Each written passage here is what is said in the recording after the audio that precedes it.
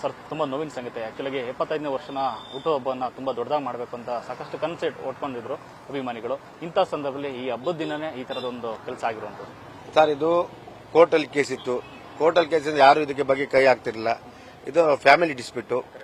ಸರ್ಕಾರ ಅವರಿಗೆ ಸ್ಟುಡಿಯೋಗೆ ಜಾಗ ಕೊಟ್ಟಿದ್ರು ಅವಾಗ ಮೊದಲು. ಆ ಸರ್ಕಾರ ಸ್ಟುಡಿಯೋ ಜಾಗ ಲೀಸ್ನ ಅವ್ರು ಅರ್ಧ ಸ್ಟುಡಿಯೋ ಮಾಡಿದ್ರು. ಅವ್ರ ಪ್ರಾಬ್ಲಮ್ ಪಾಪ ನಾವು ಅದ್ರ ಬಗ್ಗೆ ನಾವು ಮಾತಾಡೋಲ್ಲ. ಸರ್ಕಾರಲ್ಲೇ ಜಾಗ ಅಲಾಟ್ ಮಾಡಿ ಈ ಥರ ಆಗೋದು ನೋವಾಯಿತು. ಸರ್ಕಾರ ಅದಕ್ಕೆ ಬೇರೆ ಜಾಗನ ಮೈಸೂರು ಕೊಟ್ಟಿದ್ದಾರೆ. ಅದು ಮನೆಯವರ ಪರ್ಮಿಷನ್ ಮುಖಾಂತರ. ಅದರಿಂದ ನಾವ್ಯಾರು ಇದ್ರ ಬಗ್ಗೆ ಮಾತಾಡೋದು ತಪ್ಪಾಗೋದ್ರಿಂದ ಕೋರ್ಟ್ ಅದರಿಂದ ಗಣೇಶ್ ಅವ್ರು ಕೂತ್ಕೊಂಡು ಈ ಜಾಗನೇನ ದಯವಿಟ್ಟು ಆ ಒಳಗಿರೋ ಆ ಅಂತ್ಯಕ್ರಿಯೆ ಮಾಡಿದ ಜಾಗನ ಏನೋ ಒಂದು ಸ್ಟುಡಿಯೋ ತರನ ಅಥವಾ ಒಂದು ದೇವಸ್ಥಾನ ತರ ಮಾಡ್ಕೊಡಿ ಅಂತ ಕೇಳ್ಕೊಂಬಂದ್ಬಿಟ್ರೆ ಇದು ಬಿಟ್ಟು ನಾವು ಬೇರೆ ಯಾವ ರೀತಿ ಮಾಡೋಕ್ಕಾಗಲ್ಲ. ಯಾಕಂದ್ರೆ ಕಾನೂನು ಚೌಕಟ್ಟಲ್ಲಿ ನಾವು ಯಾವತ್ತೂ ಕಾನೂನ ಗೌರವ ಪಡಬೇಕು. ಕೋರ್ಟಲ್ಲಿ ಇದರಿಂದ ಇದಕ್ಕೆ ಯಾರೇನು ಮಾತಾಡಬಾರ್ದು. ಆಮೇಲೆ ಯಾರು ಹೇಳ್ತಾರೆ ಕಿಡಿಗಳಿಗೆ ಬಂದ್ ಯಾರು ಮಾಡಿಲ್ಲ ಇದು ಮಾಡಿ ಸ್ಟುಡಿಯೋದವರು ಬೇರೆ ಯಾರು ಇದ್ರ ಬಗ್ಗೆ ಕೆಟ್ಟಾಗಿ ಅಭಿಮಾನಿಗಳೆಲ್ಲ ತಿಳ್ಕೊಬಾರ್ದು. ಯಾಕಂದ್ರೆ ಇಷ್ಟು ಅಂದ್ರೆ ಪ್ರತಿಯೊಬ್ಬರು ಪ್ರೀತಿಸ್ತಾರೆ, ಪ್ರತಿಯೊಬ್ಬರು ಕೊಡ್ತಾರೆ. ಅದನ್ನ ನಾವು ಅವ್ರನ್ನ ಗೌರವಿಸು. ಇದನ್ನ ನಾನೇ ಗಣೇಶ್ ಅವ್ರ ಮಾತಾಡ್ತೀನಿ.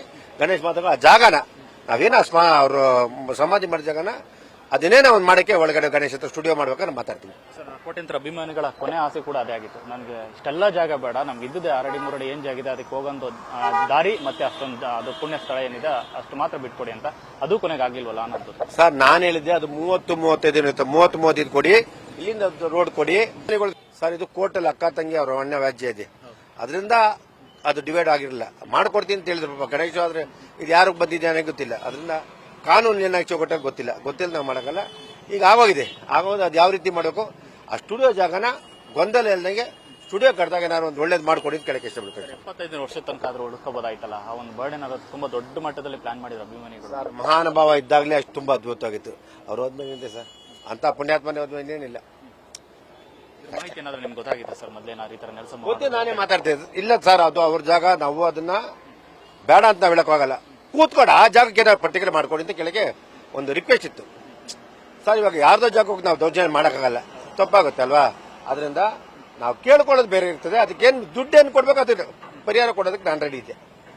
ಅಭಿಮಾನಿಗಳು ಹೇಳ್ತಿದ್ರು ನಮ್ಮ ಯಜಮಾನರು ಸತ್ತಾಗಿದೆ 2009 ಆಕ್ಚುಲಾಗಿ ಇವತ್ತು ಅಂತಂದ್ರೆ. ಯಾಕಂದ್ರೆ ಆ ಮಟ್ಟಿಗೆ ಕರ್ನಾಟಕ ನಡೆಸ್ಕೊಂಡಿದೆ.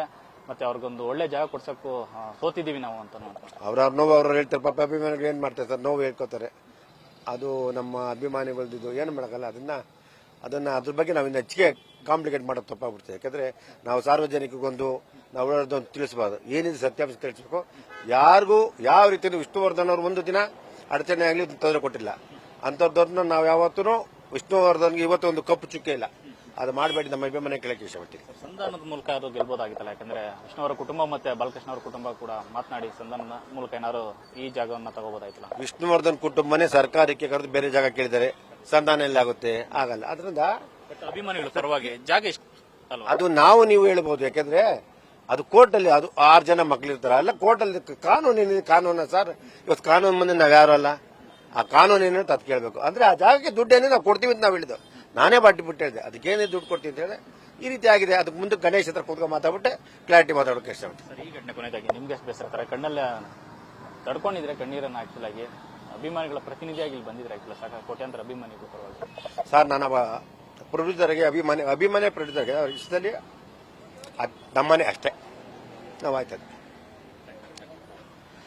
ಇದಿಷ್ಟು ಕೆ ಮಂಜು ಅವರ ಮತ್ತು ಕ್ಯಾಮರಾ ಪರ್ಸನ್ ಶ್ಯಾಮ್ ಜೊತೆ ಲೋಕೇಶ್ ನ್ಯೂಸ್ ಫಸ್ಟ್ ಬೆಂಗಳೂರು.